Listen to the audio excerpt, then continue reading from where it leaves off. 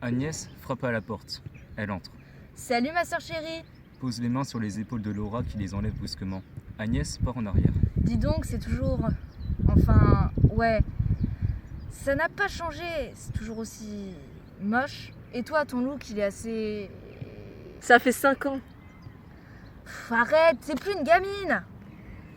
Ça fait 5 ans, putain. 5 putains d'années que je t'attends. Que je tremble à chaque claquement de porte, de peur que ce soit les flics qui m'annoncent ton décès. J'avais 17 ans quand tu t'es barré. Et les dettes que j'ai dû payer, toute seule, en bossant comme femme de ménage au coin de la rue. Quand j'avais le plus besoin de toi, tu n'as jamais été présente. Mais je suis revenue, je suis là. Oh, allez, serre-moi un verre, s'il te plaît. Elle part s'asseoir sur le canapé au fond de la salle. Et Houston, le voisin d'en face, tu t'en rappelles, il va bien? Merci, je crois mieux le connaître que toi. Ah oui, c'est vrai que vous sortez ensemble, j'avais oublié. Comment ça se passe d'ailleurs? On sortait, tu veux dire? Allume une cigarette. Il a été assassiné d'un coup de couteau. Laura jette un regard mine choquée. Comment tu le sais? Seulement et les légistes connaissent ce détail de l'enquête. Oui, enfin tu sais, aujourd'hui les infos fuitent vite. Et puis je sais pas, ça me paraît logique vu les crimes. L'arme blanche, c'est hyper fréquent. Si tu le dis. Elle se retourne hésitante. Agnès va s'asseoir à côté d'elle. Tu te souviens le jour où je t'ai retrouvée dans ta baraque de luxe et qu'on s'est barré? De toute façon, tu as toujours eu un problème avec ça. Des problèmes? Ah non, je crois pas. Petit silence, Laura lui fait des gros yeux. Enfin, je dois avouer quand même que c'était un peu dur pour moi. Mais tu peux l'avouer, non? C'est vrai que c'était dur, je le sais, mais t'allais avoir 18 ans, t'allais être majeur. Moi, j'avais 16 ans. Quand je suis arrivée un jour au lycée, j'avais des bleus sur le bras et même sur le visage. C'était horrible. Quand la CPE a proposé de m'aider, j'ai pris cette chance. Et puis, quand la DAS est arrivée chez nous, tu te rappelles, les parents étaient complètement ivres-morts. Papa essayait même encore de nous frapper. Alors oui, quand ils ont examiné notre affaire et qu'ils ont vu que tu allais être majeur, ils t'ont laissé. Moi, j'avais à peine commencé ma scolarité au lycée et... Moi, je n'ai jamais pu la terminer. Je suis désolée. Bon, excuse-moi. C'est pas grave, je sais ce que c'est. Tu as saisi ta chance et c'est normal. Puis c'est pas moi qui va t'en vouloir pour ça. Je serai assez mal placée. Moi aussi j'ai eu ma chance. Je l'ai saisie.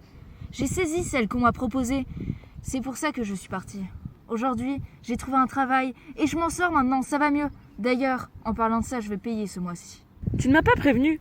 Tu me l'aurais dit, j'aurais compris. Mais tu sais, ma famille d'accueil ne risque plus de t'emmerder. Elle a aussi été assassinée. À croire que tout ça a été monté contre moi. Oh mon Dieu, mais je savais pas, je suis désolée, c'est horrible. Laura On n'en parle plus, ok? Ok, ça a été dur pour toutes les deux au final. On est quitte?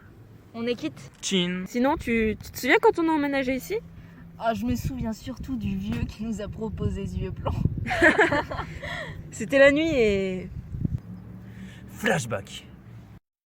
Tu crois que c'est là? Bah entre en douille, on verra. C'est hyper glauque.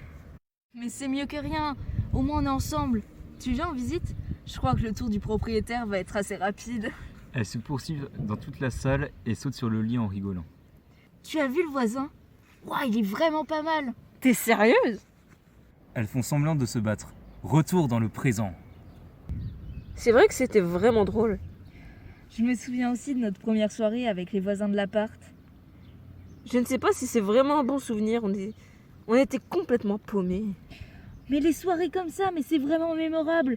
Puis toi, tu dois garder un bon souvenir avec Houston. Hein? Laura baisse le regard. Flashback. Foule, lumière clignotante, musique. Agnès, t'es où? Laura, près de la table, j'ai un truc à te faire essayer. Laura arrive. Écoute Agnès, il faut que je rejoigne Houston. Il est parti de la soirée. Houston le beau gosse? Oh, quel petit joueur. T'es sérieuse, mais pour faire quoi? Ça te regarde pas? Oh, tout doux, bois voir ça, ça te calmera. Je ne crois pas en avoir l'envie et c'est pas une bonne idée. T'es nul ou quoi? Allez, détends-toi. Je sais pas. Mais t'inquiète, ça te fera rien. Laura boit. Rire, Laura et Agnès déambulent sur la scène. Retour au présent. Tu vois, je te l'avais dit, c'était vraiment pas une bonne idée de te rappeler de ça. On était minables. C'est vrai qu'on n'était pas les meilleurs du monde ce coup-là, mais bon. Après ça, t'avais changé de fréquentation. Quoi? Et ça a été une décadence. Moi encore, j'ai réussi à me relever, mais pas toi.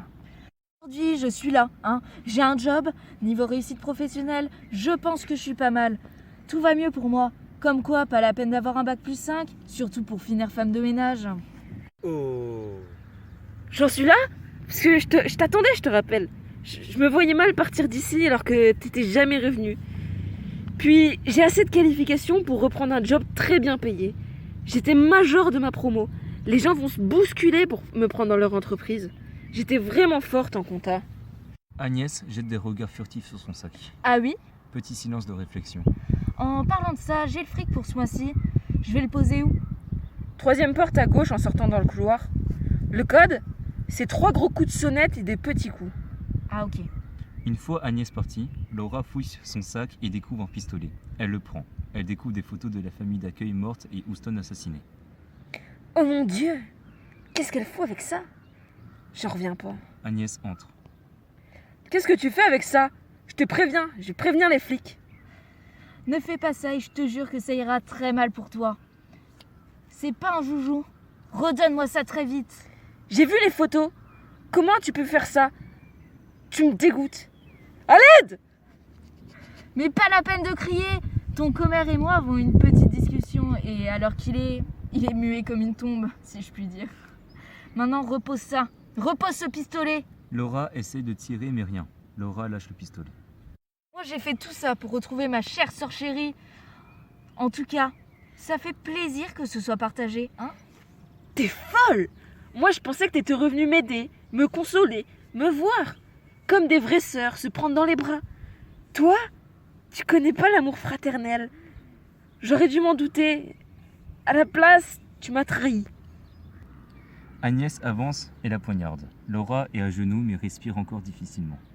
Mais toi aussi, tu m'as trahi.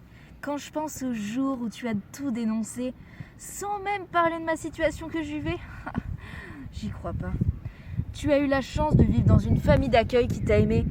Tu m'as laissé sans jamais revenir me voir en sachant que je souffrais, hein? Et quand ça s'ensuit, tu te rappelles? La seule phrase que tu m'as dite était « Mais comment je vais faire pour pouvoir manger? Mais moi, je ne mangeais même pas tous les jours. » C'est n'importe quoi, hein? Tu m'as jamais aidé pour reprendre mes études, alors que tu étais beaucoup plus douée que moi, hein? Ta grande sœur.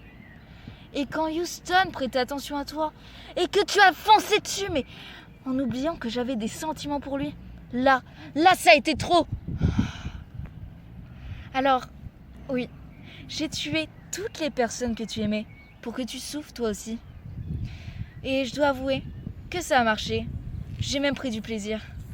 Et au fait, le pistolet était chargé. Fallait juste enlever la sécurité. Godiche. Salope! Agnès achève Laura et prend ses papiers d'identité en les échangeant avec les siens et part.